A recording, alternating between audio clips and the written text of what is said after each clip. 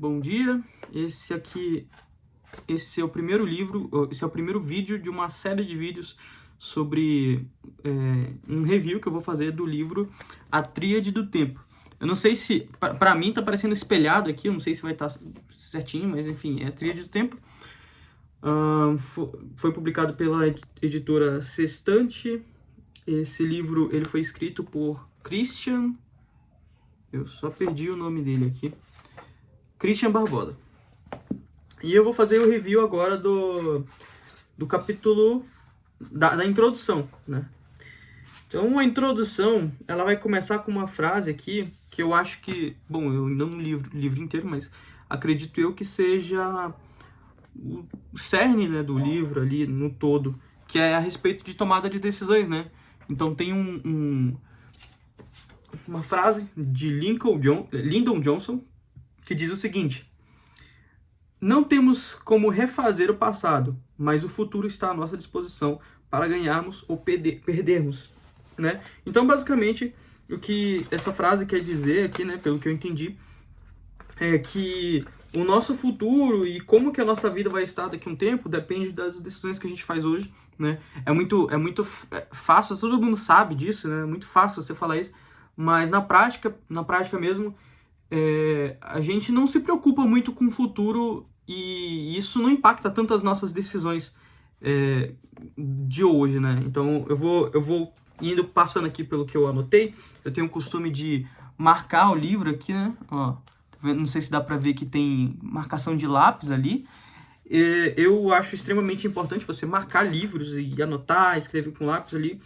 Eu acho que é importante você não ter pena do livro, porque existe um professor, que eu não vou me recordar o nome, mas ele diz que um livro marcado é um livro estudado, né? Um livro rabiscado é um livro estudado. E não existe forma melhor de você ler um livro do que rabiscando ele, porque quando você rabisca um livro, você está mostrando ali que aquele ensinamento é importante. E se um livro, você fica com pena de marcar porque eu quero que ele fique bonitinho, tudo bem, você conseguiu, você vai ter um livro bonitinho, mas você vai ter um livro que não impactou em nada na sua vida, né?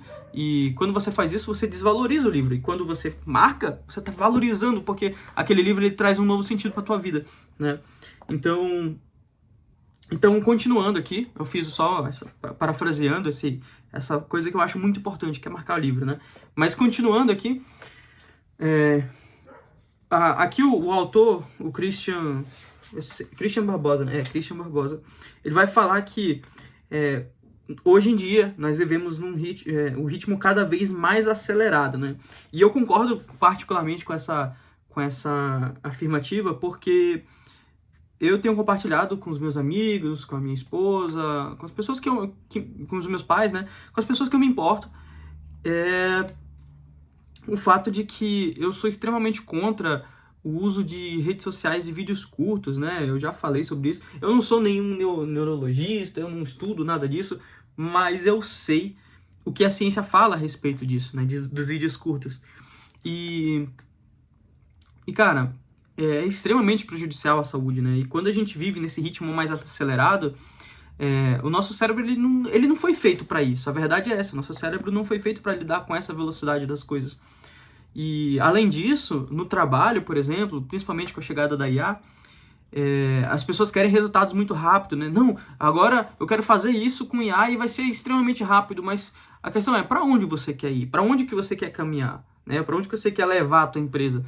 Então, assim, as pessoas querem velocidade para tudo, porque às vezes velocidade significa dinheiro, mas a que custo, né? Às vezes você paga muito caro por essa velocidade, você paga muito caro com complexidade. Para quem não sabe, eu sou programador, né?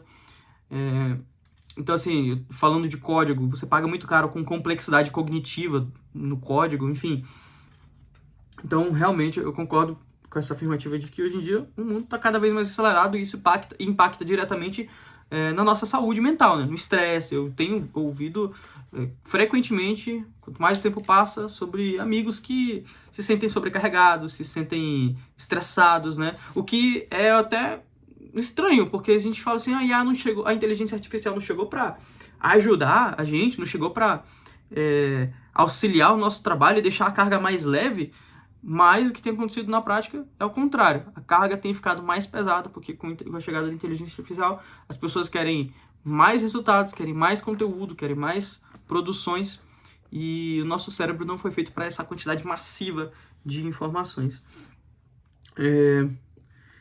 E daí ele vai falar ali que vai dar vários exemplos, né, o Christian, sobre a pressão no trabalho, sobre tudo ser muito hipercompetitivo, você ter que se destacar muito e tal, enfim. Isso é estressante, isso cansa, ninguém consegue viver nesse estilo de vida por muito tempo sem que isso afete o seu psicológico, né? E aí ele tem no segundo parágrafo, fala que na vida pessoal a saúde quase sempre é colocada de lado. E, de fato, né, e uma coisa que eu acho que eu comecei o vídeo falando sobre isso, ou não lembro, mas a gente não para com o comportamento até que aquilo tenha até que aquele comportamento ele nos castigue, sabe? Então, eu vou pedir fast food, eu vou deixar de dar tempo para minha família, eu vou fumar. Enquanto aquilo está sendo prazeroso para você, você vai continuar fazendo, mesmo sabendo que aquilo vai te prejudicar no futuro. Mas é normal do ser humano a gente não se importar com um hábito até que aquilo nos traga um prejuízo, né? E aí, quando o prejuízo vier, normalmente nesse ponto que muitas pessoas decidem mudar seus hábitos, né? Então, eu esqueci a palavra, mas o incentivo que esse livro traz nessa introdução aqui é que a gente procure se preocupar com esses hábitos, com os nossos hábitos, com as coisas que a gente faz logo agora, né? Para que isso não descarregue sobre nós um peso desnecessário, né? E o autor ele vai falar aqui que já existem diversos livros, logo na sequência, né? Já existem diversos livros a respeito de gerenciamento de tempo, sobre gestão de tempo e tal. Realmente já existem muitos. Eu, particularmente, já li alguns. Alguns foram muito bons, outros não trouxeram impacto nenhum para minha vida. E, inclusive, eu tô até ansioso para ler esse livro aqui, porque eu ouvi falar muito bem dele, né? Então assim, o autor ele descreve que ele tem essa ciência, mas existe um diferencial na maneira desse livro aqui, a maneira como esse livro aborda esse tema, e ele vai falar um pouco mais sobre isso lá na frente, né? Logo mais eu toco nesse assunto, sobre o diferencial do livro. E aí o autor, ele vai falar aqui na página 11, esse livro é dividido em duas partes. A primeira mostra a necessidade de mudança. Eu não tenho muito o que dizer sobre isso. É o que ele está dizendo aqui, né? A necessidade de mudança. E ele fala que gerenciar seu tempo nada mais é do que a habilidade de fazer escolhas. Então, já é um ponto muito importante, né? Quando você aprende a dizer não para alguns compromissos e tal, você está fazendo uma escolha. E quando você faz isso, você está gerenciando seu tempo. Na primeira parte também é feita uma análise das metodologias existentes e das principais falhas que elas demonstram, tá? Então, voltando até um pouco no assunto do diferencial do livro, ele vai bater um pouco, ele vai criticar um pouco as metodologias que existem hoje para gestão do tempo. E na segunda parte, deixa eu ver... na segunda parte é apresentado o conceito da tríade do tempo, né, que é o foco do livro, que ele divide o tempo em 3 esferas, né, urgente, importante e circunstancial.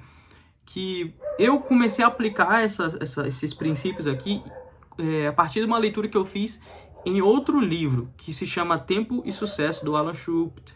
Eu não sei como é que se pronuncia, mas é um livro extremamente bom, eu pretendo trazer o review dele aqui.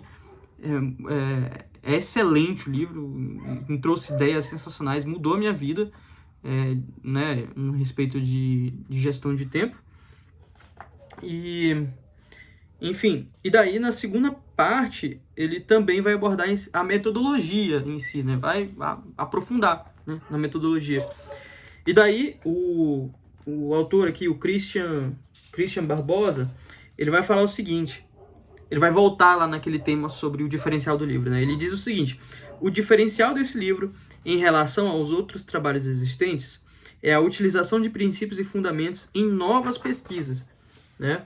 Ao redor do novas pesquisas em estatísticas reunidas em uma das maiores bases de dados sobre produtividade.